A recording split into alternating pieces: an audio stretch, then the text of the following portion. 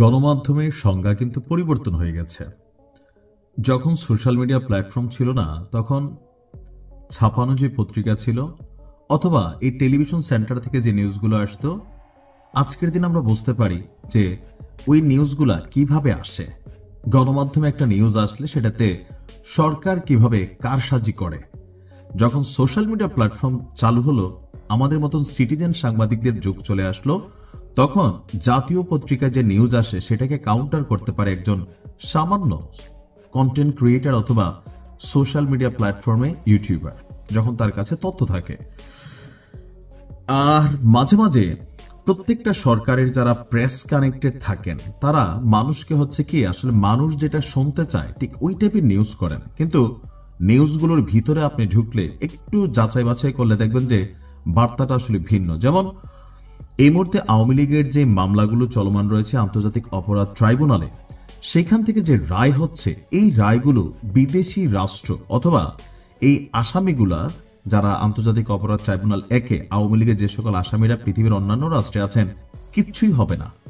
আর যদি হয়ও, একদম 1 থেকে 100-র মধ্যে 100 নম্বরে থাকা দুই একটা বন্দিটন্দিরে দিয়া ওই দেশ তাদের দায়বদ্ধতা পূরণ করবে।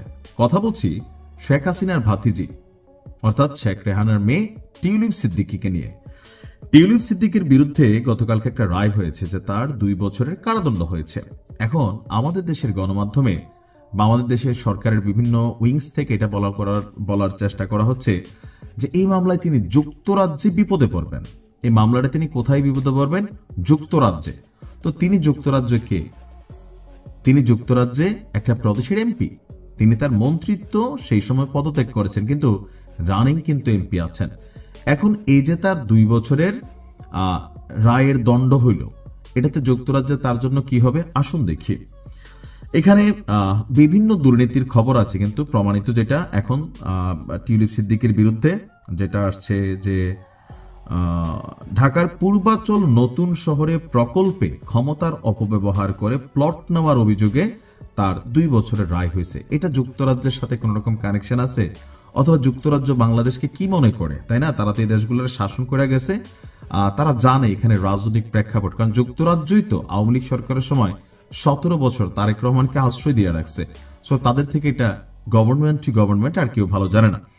এখন তার বিরুদ্ধে যেই মামলার রায়টা হয়েছে, বলা হচ্ছে যে এই দুর্নীতির অভিযোগ প্রমাণ হলে, এটা সহ ওই যে রূপপুর প্রকল্পে একটা দুর্নীতির অভিযোগ আছে, টিউলিপ দীর্ঘমেয়াদী যদি সাজা পায় বাংলাদেশের আইনে, তাহলে ব্রিটিশ এমপি হিসেবে তার পদ ছাড়ার জন্য আরো চাপ বাড়বে, তার পদ হারাই যাবে না। অর্থাৎ বাস্তবত হচ্ছে ওনার এখানে কিছুই হবে না। আবার দেখেন যুক্তরাজ্য সরকারের অবস্থান কি? যুক্তরাজ্যের যিনি প্রধানমন্ত্রী কিয়ার স্টারমার ডক্টর ইউনূসের সাথে সাক্ষাৎ করে নাই, বরঞ্চ এই যে বিচার ব্যবস্থা সেইটার প্রতি তাদের দেশ প্রশ্ন তুলেছে যে আন্তর্জাতিক অপরাধ ট্রাইব্যুনাল 1 যে বিচারগুলো করছে, তাদের দেশের আইনজীবী, তাদের দেশের সরকার টিউলিপের ব্যাপারে কি সিদ্ধান্ত নিচ্ছে।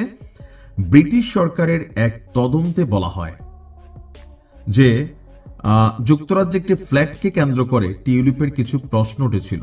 বাংলাদেশের গণমাধ্যম তাকে নানান ধরনের এখানে ধরেন তথ্যপাত্র দিয়েছিল, যেটা থেকে যুক্তরাজ্যে তার জন্য একটা চাপ তৈরির সুযোগ ছিল। কিন্তু যুক্তরাজ্য বলছে যে যুক্তরাজ্যে তিনি যে ফ্ল্যাটটা নিয়েছেন, এই ফ্ল্যাট সংক্রান্ত কোন তথ্য গোপন বা বিভ্রান্তির মাধ্যমে তিনি মন্ত্রিত্বের কোনো বিধি লঙ্ঘন করেন নাই। অর্থাৎ টিউলিপ তার ফ্ল্যাট নিয়ে যেই তথ্য দিয়েছেন, কিছু গোপন করেছেন, এটাতে আসলে তার ফ্ল্যাট বা তার মন্ত্রিত্ব যাওয়ার এখানে কোনো কারণ নাই। অর্থাৎ ব্রিটিশ সরকার কিয়ার স্টারমারের সাথে টিউলিপের ভালো সম্পর্ক, সেইখানে তার অবস্থান নিয়েছে। এদিকে বাংলাদেশেও যে তার মামলাগুলো চলছে, এগুলোর স্বচ্ছতা নিয়ে প্রশ্ন তুলেছেন বেশ কয়েকজন ব্রিটিশ আইনজীবী।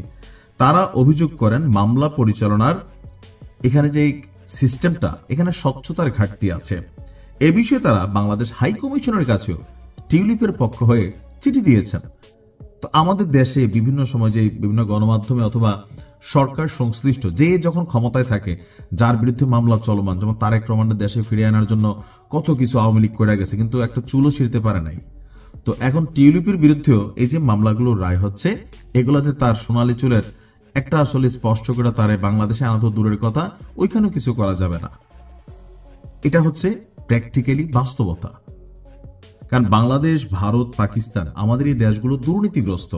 এখানে যে ক্ষমতায় বসে, আপনি ইতিহাস দেখেন, যে ক্ষমতায় বসে সে অন্যদেরকে দমন করে, মামলা মানে রাষ্ট্রের আইন শৃঙ্খলা কাঠামোকে ব্যবহার করে, বিচার ব্যবস্থাকে ব্যবহার করে, পুলিশকে ব্যবহার করে, কার চরিত্রের ব্যতিক্রম? আপনি ডক্টর ইউনূস সরকারের সময় ব্যতিক্রম দেখছেন?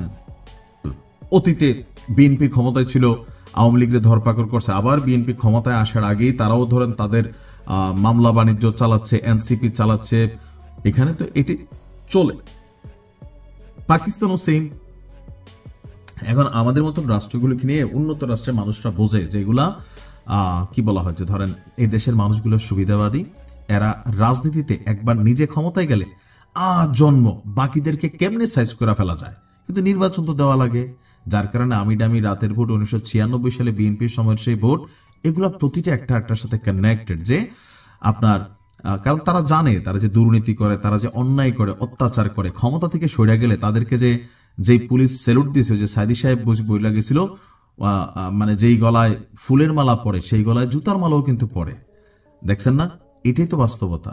তো আমরা যেমন বাংলাদেশের মানুষ এগুলো দেখি, এখন গ্লোবালাইজেশনের যুগ, সোশ্যাল মিডিয়া প্ল্যাটফর্মের যুগ, বড় বড় ঘটনাগুলো সারা পৃথিবীর মানুষ দেখে। আর বাংলাদেশের মানুষ সারা পৃথিবীর যেখানে বসবাস করে, আপনি ধরে নিতে পারেন 10 to 20% মানুষ ভালো, আর 80% মানুষ আমরা বিদেশে গিয়েও জাউরামি করি, যার কারণে বিদেশিরও বাঙালিদেরকে রোগে রোগে চিনি। আপনি দেখবেন পৃথিবীর অনেক দেশে বাঙালিদেরকে ঢুকতে দিতে চাচ্ছে না, ভিসা কমাই দিছে, সিটিজেনশিপ যেন না দেয়। কেন? যেইখানে যায় ওইখানেই এই কাহিনী। বাংলাদেশ একমাত্র দেশ যারা বিদেশে বসে দলের জন্য পাবলিকলি মারামারি করে, এর জন্য হেরে গিয়ে একটা মামলা দিয়ে মানে ফায়দা নেওয়ার চেষ্টা করে। তো এরা কি দেখে না, যখন ফেরত হয় তখন ধৈর্যই নেওয়া হয় যে এই লোকরে সরকারি বাটে ফেলা হবে, তাকে নিয়ে মাইরা ফেলা হবে।